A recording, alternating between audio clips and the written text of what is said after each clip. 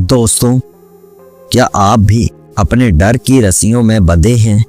क्या आपको याद है कि आप में कितनी ताकत है? आज हम बात करेंगे एक ऐसे बाज और हाथी की जो अपनी ही सोच के गुलाम बन गए थे। यह कहानी आपको अपनी असली पहचान याद दिलाएगी और आपके मानसिक बंधन को तोड़ने की हिम्मत देगी। इसे पूरा जरूर देखिए। दोस्तों, बहुत समय पहले की बात है। एक विशाल जंगल के पास के एक गांव में एक जमींदार रहता था। इस जमींदार के पास दो अनोखे जीव थे जो अपनी क्षमता से अनजान थे, एक बाज और एक हाथी। एक भव्य बाज शिकार के दौरान भटक गया था और एक शिकारी के जाल में फंसकर उस जमींदार के हाथ लग गया था। जमींदार ने उस बाज को पिंजरे में रखने के बजाय अपने घर में पली हुई मुर्गियों के बड़े से झुंड में छोड़ दिया था। बाज जो ऊंचे आसमान में बादलों से भी ऊपर उड़ता था और जिसकी नजरें दूर तक शिकार को भांप लेती थी, अब मुर्गियों के साथ जमीन पर रहने लगा।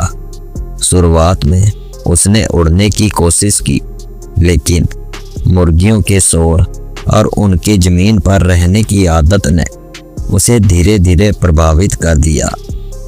वह उन्हीं की तरह दाना चुगता, धीमे चलता और मुर्गियों की आवाज निकालने की कोशिश करता।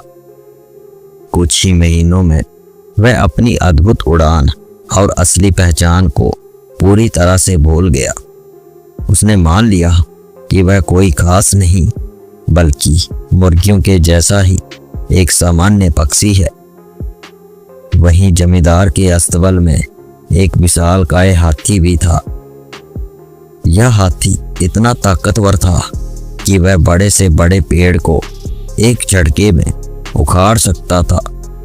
लेकिन अजीब बात यह थी कि उसने हमेशा एक बहुत ही पतली साधारण रस्सी से बांधकर रखा जाता था, जिसे वह अपनी सूंड के एक हल्के से वार से भी तोड़ सकता था। असल में जब यह हाथी का बच्चा था, तब जमींदार ने इसे इसी रस्सी से बांधा था। उस समय वह रस्सी हाथी के लिए बहुत मजबूत थी। हाथी ने कई बार आज़ाद होने की कोशिश की, जोर लगाया, लेकिन हर बार असफल रहा। बार बार असफल होने के कारण उसके मन में एक गहरा विश्वास बैठ गया कि यह रस्सी अटूट है और वह इसे कभी नहीं तोड़ पाएगा। अब बड़ा और शक्तिशाली होने पर भी वह रस्सी को तोड़ने की कोशिश भी नहीं करता था। उसका शरीर आजाद था, लेकिन उसका मन बंधा हुआ था। फिर एक दिन एक बुद्धिमान और ज्ञानी साधु उस गांव से गुजर रहे थे। उन्होंने इन दोनों जीवों को देखा और जमींदार से उनके इस व्यवहार का कारण पूछा। जमींदार ने उदास होकर पूरी कहानी साधु को सुनाई।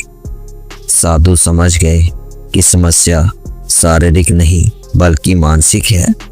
उन्होंने तय किया कि वह इन दोनों जीवों को उनकी असली पहचान याद दिलाएंगे। साधु तुरंत बाज के पास गए। उन्होंने बाज को जमीन से उठाया और उसे आसमान की ओर उछाल दिया।